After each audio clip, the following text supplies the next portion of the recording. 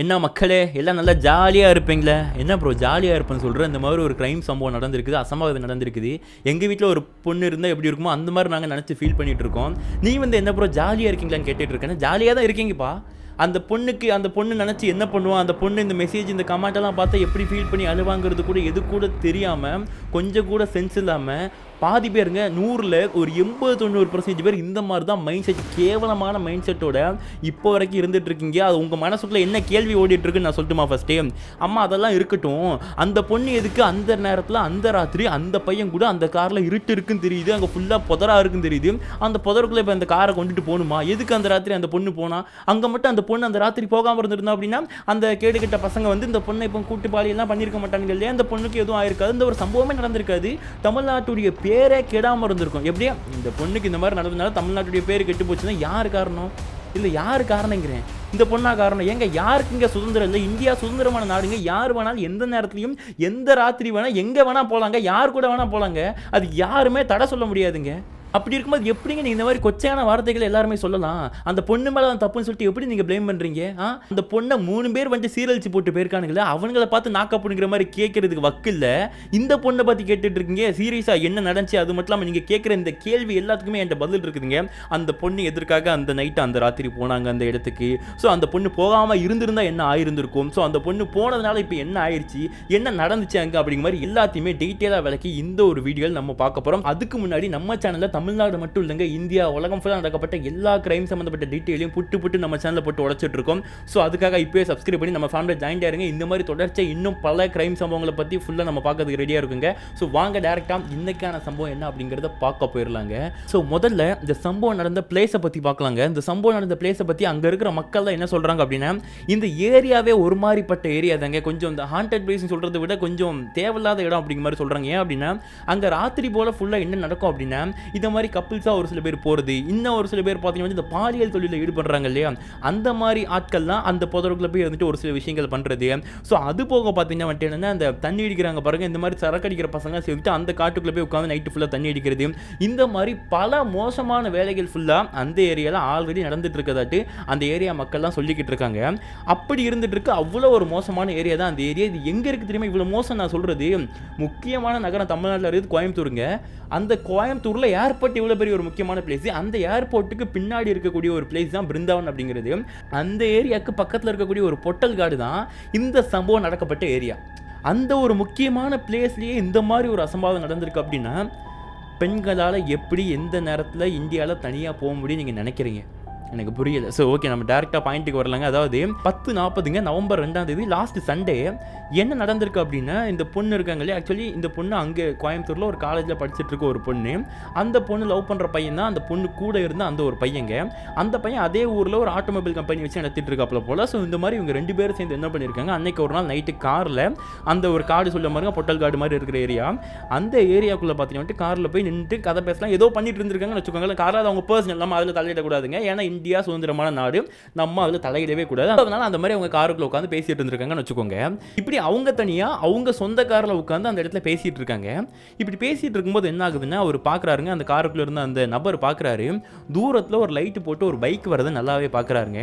அப்படி பார்த்ததுக்கு அப்புறம் என்ன ஆகுதுன்னு சொல்லிட்டு கேட்டிங்கன்னா, அந்த பைக்கில் வர சைஸே சரியில்லை, ஏன்னா 3 பேர் ஒரு மாதிரி தள்ளாடிட்டு போதையில் வர மாதிரி தான் தெரிஞ்சிருக்குது. அப்படி வந்தவங்க சரி ஓகே இது ஃபுல்லாக பொட்டல் காடு எல்லாமே தண்ணி அடிச்சிட்டு இருப்பான் அப்படிங்கிறனால, ஸோ அவங்க மேபி தண்ணி அடிக்க வரலாம் அப்படிங்கிற மாதிரி நினச்சிட்டு இந்த காருக்குள்ள இருந்த நபரும் அந்த பொண்ணு கவனிக்காம கேஷுவலாக விட்டுருக்காங்க. ஆனால் அந்த பைக்கை பார்த்துருக்காங்க, நேராக அந்த காருக்கு முன்னாடி நின்றுருக்குது. நின்னது மட்டும் இல்லாமல் அந்த பைக்கில் 3 பேர் வந்திருக்காங்க. வந்தவனுக்கு அப்படியே 3 பேர் காரை சுத்து போட்டு ரவுண்ட் போட்டு பார்த்துக்கிட்டு இருக்கானுங்க. இங்கே நான் என்ன கேட்குறேன், அது அவங்க தனிப்பட்ட விருப்பம் காரில் இருக்கிறது, அவங்க காருக்குள்ளே இருக்கிறத இவனுங்க பார்க்குறதுக்கு என்ன ரைட்ஸ் இருக்குன்னு எனக்கு புரியல. அப்படி பார்த்துக்கிட்டு இருந்திருக்காங்க. பார்த்தது மட்டும் இல்லாமல் ஜன்னலை தட்டிட்டு யோ கதவு தர கீழே இறங்கி வா அப்படிங்கிற மாதிரி என்ன அந்த காருக்குள்ள இருந்து அந்த நபரை அந்த பொண்ணுடைய லவ்வரை மிரட்டியிருக்காங்க. ஆனால் இப்போ இவர் என்ன பண்ணியிருக்காருன்னா, இப்போ 3 பேரும் போதையில் இருக்கானுங்க, கதவு திறக்கிற ரிஸ்க் அப்படிங்கிறது புரிஞ்சுக்கிட்டு கதவு திறக்காம அவனுக்கு போயிடுவானுங்க அப்படிங்கிற நினச்சி கொஞ்ச நேரம் இருந்துட்டு இருந்திருப்பாங்க போல. ஆனால் அவனுக்கு போகிற மாதிரி தெரியல, பயங்கரமாக நல்ல பச்சையாக கெட்ட வார்த்தைலாம் போட்டு திக்கிட்டு எல்லாமே பண்ணிட்டு இருந்திருப்பானுங்க போல. அப்படி ஒரு கட்டத்தில் என்ன ஆகுதுன்னா, அந்த கான்வர்சேஷன் சீரியஸ் ஆகுதுங்க. காருக்கு வெளியே இருக்கிற அந்த 3 பேரும் பார்க்கறதுக்கு ரொம்ப மோசமான ஆட்கள் மாதிரி தெரிய வராங்க. ஸோ அதனால் அந்த அண்ணா என்ன பண்ணுறாருன்னு, இதுக்கு மேலே இங்கேருந்து நமக்கு சேஃப் இல்லைன்னு தெரிஞ்சுக்கிட்டு அவங்க டக்குன்னு காரை ஸ்டார்ட் பண்ணி மூவ் பண்ணலாம்னு சொல்லிட்டு அந்த காருக்குள்ள இருந்த நபர் நினச்சிருக்கிறாருங்க. அதுக்குள்ளே என்ன ஆகுதுன்னா, ஒருத்தன் பைக்ல இருந்தோ இடுப்புல இருந்தோ தெரியல அருவாளை தூக்கிட்டான். அருவாளை தூக்கி என்னன்னா கார் முன்னாடி விண்ட்ஷீல்டு இருக்கு பாருங்க, அதுலயே ஒரு போடு போட்டிருக்கான். ஸோ அது மட்டும் இல்லாமல் என்ன ஆகுதுன்னா இந்த அண்ணா அப்படி முன்னாடி போயிடலாம் நினச்சிட்டு இருக்கும்போதே கீழே இருந்து கல்லெடுத்து இன்னொருத்தன் சைடில் இருக்க ஜன்னலை உடச்சி அது வழியாக கார் டோரை திறந்து முதல்ல முன்னாடி டிரைவர் சீட்டில் இருக்கக்கூடிய அந்த நபர் இருக்காரு பாருங்க, அந்த பொண்ணுடைய லவ்வர், அவரை போட்டு கீழே எடுத்து போட்டு அடி அடின்னு அடிச்சது மட்டும் இல்லாமல் கிட்டத்தட்ட 20 இடத்துல வந்துட்டு வெட்டாங்க. 20 இடத்துல அவருக்கு தையல் போட்டிருக்காங்களா. அப்போ யோசிச்சு பாருங்க, எந்த ஒரு கொலவரியில் அவங்க வந்துட்டு வெட்டி இருந்திருப்பாங்க அப்படிங்கிற மாதிரி நினச்சிட்டு அப்படி இவரை வெட்டிட்டு அந்த போட்டானுங்களாங்க. அப்படி போட்டதுக்கப்புறம் என்ன ஆகுதுன்னா இப்போ அந்த பொண்ணு அந்த அவருடைய லவ்வர் வந்துட்டு வெட்டுப்பட்டு இந்த மாதிரி கத்தி துடிக்கிறத பார்த்து அலறி கத்திக்கிட்டு இருக்காங்க, கூச்சல் போடுறாங்க. அவங்களால எதுவுமே பண்ண முடியாமல் இருந்திருக்குது. அடுத்த நிமிஷம் என்ன ஆகுதுன்னு சொல்லிட்டு கேட்டீங்கன்னா கார் டோரை திறந்து இந்த பொண்ணு ஓடலை, தான் கூட வந்து இந்த மாதிரி ஆயிடுச்சுன்னு சொல்லிட்டு அந்த பொண்ணு அங்கேயே நின்றுருக்காங்க. அட் த சேம் டைம் என்ன நடக்கு அப்படின்னா அந்த பையனை போட்டு 3 பேர் சேர்ந்து வெட்டிட்டு இப்போ டோரை திறந்து காருக்குள்ள இருக்க அந்த பொண்ணையும் பிடிச்சி கரகரன்னு கீழே இழுத்துருக்காங்க. இழுத்துட்டு இங்கே தாங்க 2 விதமாக பேசுகிறாங்க. ஒன்று அந்த கார்கிட்ட இருந்து கொஞ்சம் தூரம் தள்ளி வந்துட்டு அந்த மாதிரி அந்த பொண்ணை பாலியல் வன்கொடுமை பண்ணியிருக்காங்க அப்படிங்கிற மாதிரி சொல்கிறாங்க. அதே சமயத்தில் இன்னும் ஒரு சில பேர் பார்த்தீங்கன்னா வந்துட்டு ஒரு 1 கிலோமீட்டர் தள்ளி அங்கே வச்சு பண்ணிக்கிற மாதிரி சொல்கிறாங்க. பட் என்ன நடந்துச்சு அப்படிங்கிறது தெரியல. இந்த பொண்ணை கரகரன்னு இழுத்துட்டு போயிருக்கானுங்க. இழுத்துட்டு போயிட்டு அவனுங்க 3 பேர் சேர்ந்து கூட்டு பாலியல் அந்த சம்பவத்தில் ஈடுபட்டிருக்கானுங்க. பண்ணிட்டு என்ன பண்ணியிருக்காங்கன்னு சொல்லிட்டு கேட்டீங்கன்னா அந்த பொண்ணை கொல்லாமல் விட்டுட்டு போயிட்டானுங்க. ஆக்சுவலி மோஸ்ட்லி இந்த மாதிரி சம்பவத்தில் ஃபுல்லாக என்ன பண்ணுவாங்கன்னு சொல்லிட்டு கேட்டீங்கன்னா இந்த மாதிரி ஏதாவது ஒரு பொண்ணை இந்த மாதிரி பண்ணிட்டாங்க அப்படின்னா அந்த பொண்ணை கொலை பண்ணிட்டு போகிறது வழக்கம். ஆனால் இவனுங்க அந்த பொண்ணை விட்டுட்டு போயிருக்கானுங்க. ஸோ இந்த கேப்குள்ளே என்ன ஆகுதுன்னு சொல்லிட்டு கேட்டீங்கன்னா இந்த நபர் இருக்கார்ல, அதாவது 20 இடத்துல வெட்டுப்பட்ட அந்த நபர் பார்த்தீங்கன்னா 11:20க்கு போலீஸ்க்கு கால் பண்ணியிருக்காங்க. ஸோ எப்படின்னு தெரியல, ஸ்பாட்டுக்கு அதாவது ரோட்டுக்கு வந்து கால் பண்ணாங்க சில பேர் சொல்கிறாங்க, சில பேர் காருக்குள்ளே ஃபோன் இருந்துச்சு அதில் கால் பண்ணாங்க சொல்கிறாங்க. பட் எப்படியோ தெரியல 11:20க்கு அந்த நபர் கால் பண்ணியிருக்காங்க போலீஸ்க்கு. சென்னைக்கு 100க்கு கால் பண்ணியிருக்காங்க. அப்படி கால் பண்ணதுக்கப்புறம் அவங்க கோயம்புத்தூர் போலீஸ் ஸ்டேஷன் கண்ட்ரோல் பண்ணி இப்போ 11:20க்கு கால் பண்ணதை 11:35க்கு போலீஸ் வந்திருக்காங்க. செம்ம ஃபாஸ்ட்டுங்க, பயங்கரமான ஃபாஸ்ட்டு. போலீஸ் எப்படி சும்மா வரலங்க, கிட்டத்தட்ட ஒரு 100 பேருக்கு மேலே போலீஸ்காரங்க அந்த இடத்துல. அந்த பொண்ணு எங்கன்னே தெரியல, அவ்வளோ பெரிய காட்டுக்குள்ளே அந்த பொண்ணு எங்கே போச்சுன்னே தெரியல, எங்கே எடுத்து கொண்டு போய் இந்த மாதிரி பண்ணானுங்கன்னு தெரியல. ஒரு 100 போலீஸ்க்கு மேலே சேர்ந்து அந்த ஏரியா ஃபுல்லாகவே சல்லடை போட்டு ஒவ்வொரு இடமா இன்ச்சாக போட்டு தேடி இருக்கிறாங்க. ஸோ இந்த இடத்துல கண்டிப்பாக வந்துட்டு நம்ம காவல்துறையை பாராட்டே ஆகணுங்க. ஃபுல்லாக தேடி கண்டுபிடிச்சு கடைசி அந்த பொண்ணை ஒரு இடத்துல இருந்து கண்டுபிடிச்சு எடுத்துருக்காங்க. அந்த பொண்ணை அப்படி சொல்ல முடியாதுங்க, எந்த பொசிஷனில் எந்த மாதிரி குளத்தில் இருந்திருப்பாங்க அப்படிங்கிறத நீங்கள் இமேஜின் பண்ணி பார்த்துக்குங்க. 3 பேர் சேர்ந்து இந்த மாதிரி பண்ணி போட்டு போயிருந்தேன் அப்படி இருந்திருக்கிறாங்க. ஸோ இப்போ அந்த பொண்ணை அப்படி ரெக்கவரி பண்ணிட்டு வந்து ஹாஸ்பிட்டலில் கொண்டு அட்மிஷன் போட்டு அந்த மாதிரி சேர்த்து வச்சிருக்காங்க. அதே சமயத்தில் அவர் கூட வந்து அந்த காதலனுக்கும் 20 இடத்துல அந்த மாதிரி வெட்டி இருக்கிறதுனால ஸோ அவருக்கும் போட்டு தையெல்லாம் போட்டு அந்த மாதிரி ட்ரீட்மெண்ட் எடுத்துட்டு இருக்காங்க. அப்படி அந்த பொண்ணையும் அந்த பையனையும் ஹாஸ்பிட்டல் அட்மிட் பண்ணதுக்கப்புறம் என்னன்னா போலீஸ்காரங்களுக்கு இது யார் பண்ணியிருப்பா அப்படிங்கிறது தெரியல. முதல்ல போலீஸ்காரங்க என்ன பண்ணியிருக்காங்க அப்படின்னு சொல்லிட்டு கேட்டிங்கன்னா அந்த ஏரியாவில் ஆல்ரெடி இந்த மாதிரி பாலியல் தொழில், அதாவது இந்த மாதிரி பாலியல் விஷயங்களில் ஈடுபடுறவங்க, இந்த திருட்டு இந்த மாதிரி சம்பவத்தில் ஈடுபடுறவங்கலாம் வந்துட்டு ஃபோட்டோ வச்சிருப்பாங்க இல்லையா, ஆல்ரெடி குற்றம் அவங்க பண்ணியிருப்பாங்க, ஃபோட்டோ இருக்கும். அந்த ஃபோட்டோவெல்லாம் காமிச்சு இவங்க தானா அப்படிங்கிற மாதிரி 2 பேருக்கும் கேட்டுட்டு இருந்திருக்காங்க. அப்படி கேட்கும்போது கூட என்ன சொல்லிட்டு கேட்டிங்கன்னா அந்த பொண்ணால் பதிலளிக்க முடியல. ஏன்னா அந்த பொண்ணு மனதளவுலையும் சரி உடலளவுலையும் ரொம்ப பாதிக்கப்பட்டிருக்காங்க. அந்த பொண்ணால் எதுவும் பண்ண முடியல. அந்த பையன்கிட்ட கேட்டிருக்காங்க, அந்த பையன் இந்த ஃபோட்டோவில் இருக்க யாருமே இல்லை அப்படிங்கிற மாதிரி சொல்லியிருக்கான். அதுக்கப்புறம் தான் போலீஸ்காரங்க இன்வெஸ்டிகேஷனே மாற்றிருக்கிறாங்க. அது எப்படி அப்படின்னா எவன் இந்த மாதிரி பண்ணது அப்படிங்கிற மாதிரி எல்லாம் விசாரிச்சுட்டு இருக்காங்க. அப்படி விசாரிக்கும் போது தான் போலீஸ்காரங்களுக்கு முதல்ல ஒரு விஷயம் தெரிய வருது, அந்த வழியில் எங்கேயுமே கேமரா கிடையாது. ஆனால் அந்த ஏரியாக்குள்ளே தான் கேமரா கிடையாதே தவிர்த்து அந்த ஏரியாவில் உள்ளே வரதுக்கு முக்கியமான ஒரு 4 வழி இருக்குது. அந்த வழி ஃபுல்லாக கேமரா இருக்குது. ஸோ அதனால் கிட்டத்தட்ட ஒரு 300 to 400 சிசிடிவி கேமரா ஃபுல்லாக போட்டு போலீஸ்காரங்க ஆராய்ச்சி பண்ணியிருக்கிறாங்க. அப்படி அதில் இன்வெஸ்டிகேஷன் பண்ணதுனால அவங்களுக்கு ஒரு விஷயம் தெரிஞ்சிருக்குது. என்ன அப்படின்னா அந்த நபர் யாருன்னு தெரியல, பட் பைக் நம்பர் கிடைச்சிருச்சுங்க. பைக்கே திருட்டு பைக் அப்படிங்கிறது அவங்களுக்கு தெரிய வருது. இப்போ இந்த 3 கேடு கெட்டவங்களும் எங்கேயா இருந்து ஒரு நபருடைய பைக்கை திருடிட்டு வந்து இந்த மாதிரி ஒரு கேவலமான சம்பவத்தை பண்ணிட்டு எங்கேயோ போய் தலைமறைவாக இருந்திருக்காங்க. போலீஸ்காரங்க எவ்வளோ ட்ரை பண்ணி பார்த்துருக்கேன், கண்டுபிடிக்க முடியல. அதுக்கப்புறம் தான் என்ன ஆகுதுன்னா ஒரு சில பேர்கிட்ட இருந்து தகவல் வந்திருக்குங்க, இந்த மாதிரி இந்த நபர் தான் பண்ணியிருக்காங்க, இவனுங்க இந்த இடத்துல தான் ஒளிஞ்சிருக்காங்க அப்படிங்கிற மாதிரி தகவல் வந்திருக்கு. அது மட்டும் இல்லாமல் அந்த நபர்கள் யாருன்னு பார்க்கும்போது 3 பேர் இருந்திருக்காங்க. ஒருத்தன் பேர் வந்துட்டு கார்த்தி, இன்னொருத்தன் பேர் பார்த்தீங்கன்னா வந்துட்டு தவசி, இன்னொருத்தன் பேர் பார்த்தீங்கன்னா சதீஷ். இதில் கார்த்தியும் சதீஷும் அண்ணன் தம்பியாங்க. 20-21 வயசாங்க. தவசிக்கு 30 வயசு ஆகுதான். ஒரு அண்ணன் தம்பி 20-21 வயசு நபர் சேர்ந்து அப்படி கூட்டாக ஒரு விஷயத்தில் ஈடுபடுறாங்கன்னா எவ்வளோ ஒரு கேவலமான எப்பரா என்ன சொல்லி கொடுத்து வளர்த்துருப்பாங்க எனக்கு ஒன்றுமே புரியலை.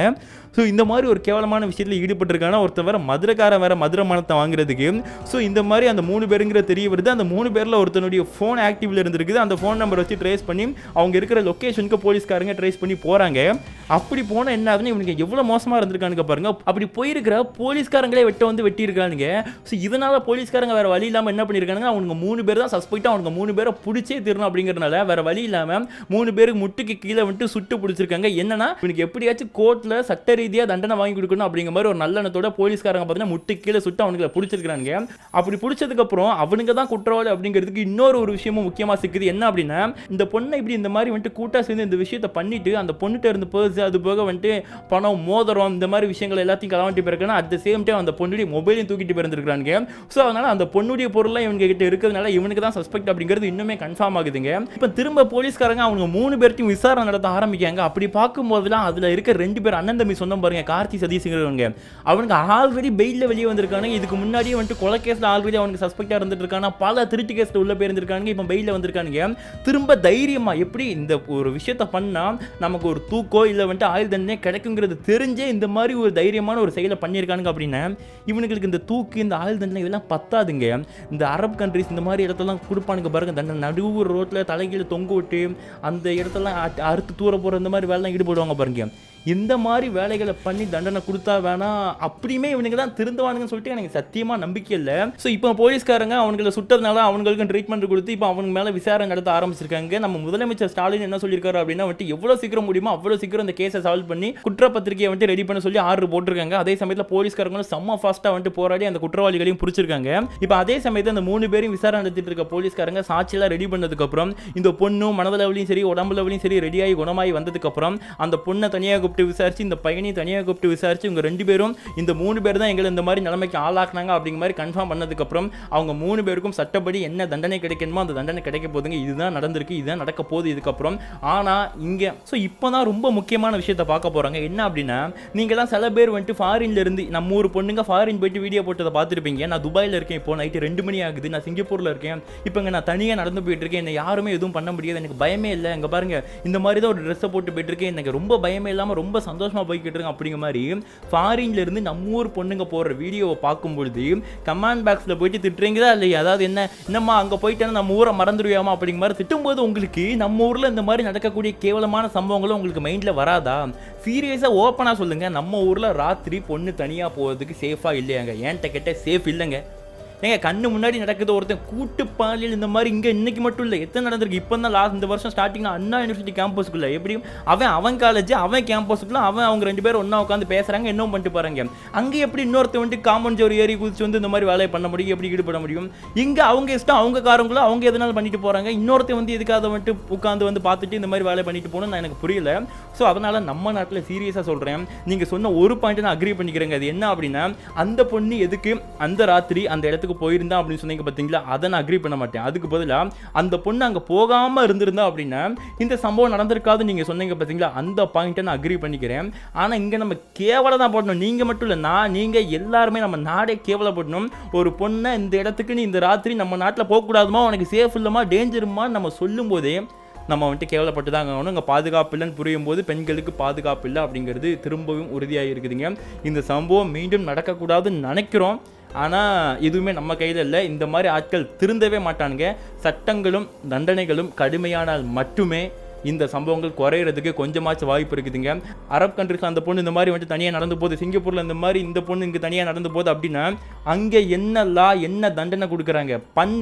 நீ கொலை பண்ண அப்படின்னா உனக்கு அதே மாதிரி தண்டனை கொடுப்பாங்க. சிங்கப்பூர்லாம் ஒருத்தன் நீங்கள் இப்படி கொலை பண்ணிங்கன்னா அவன் அதே பேட்டர்னில் உங்களுக்கு கொலை பண்ணி சாவடிப்பாங்க. ஸோ அந்த மாதிரி அரப் கண்ட்ரிஸ்லாம் வந்துட்டு இந்த மாதிரி ஒரு பொண்ணை தொட்டு அவ்வளோ மோசமான மரண தண்டனை இருக்குது.